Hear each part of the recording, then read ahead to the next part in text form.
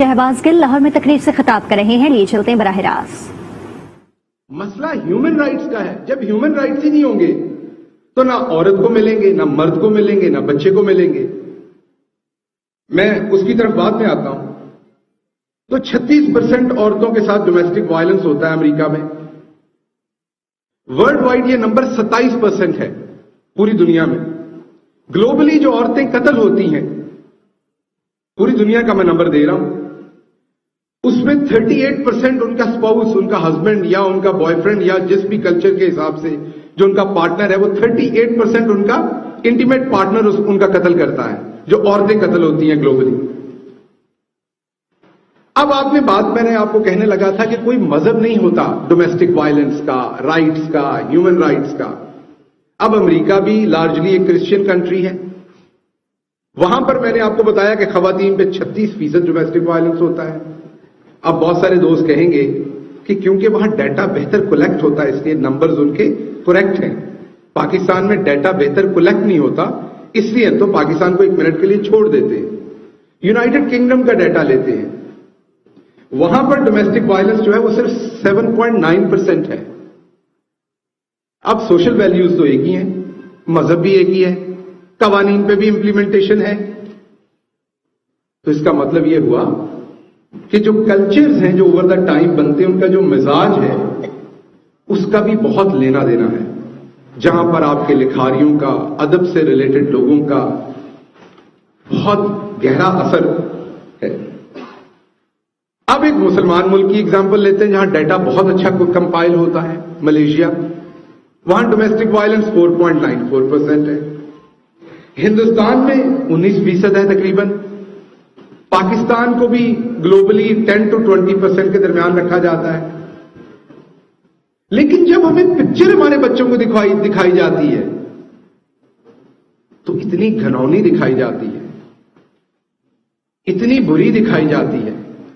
मैं यूनिवर्सिटी के पहले साल में था, ट्रेन स्टेशन पे एक सिख बैठा था ट्रेन के इंतजार में। मेरा पहला महीना था यूनिवर्सिटी में अमेरिका में। वो अकेला ट्रेन स्टेशन के बेंच पे बैठा था। 9/11 के बाद लोग आए और चाकू से उसका गला स्लिट कर दिया। खौफ और हरास फैल गया तमाम फॉरेनर्स के या जो बाहर से लोग गए हुए थे उनके दिलों में कि हमारे साथ क्या होगा।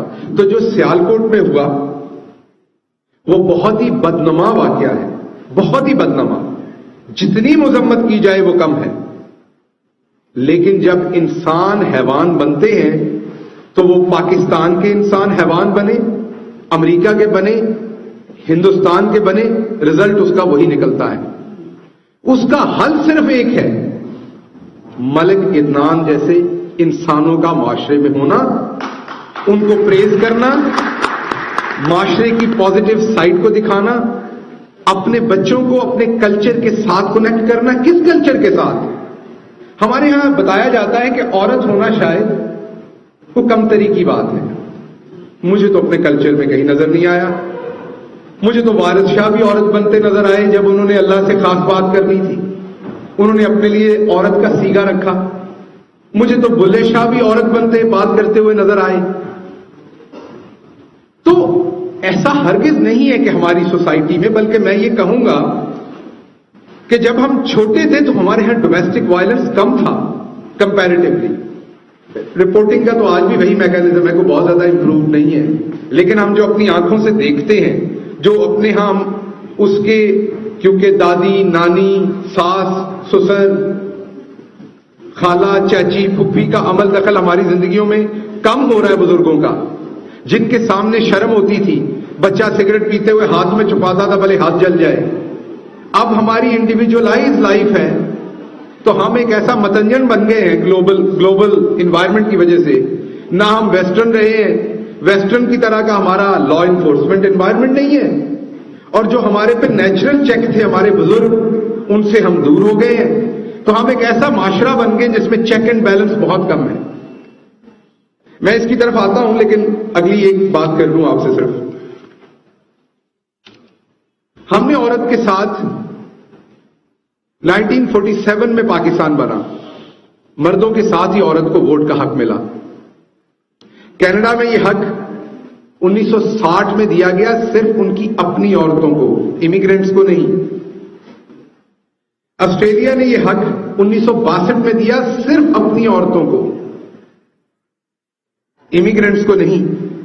स्विट्जरलैंड ने औरतों को वोट का हक दिया 1971 में, और अगर मैं गलत नहीं हूं आपने पहली औरत प्राइम मिनिस्टर बनाई 1988 में।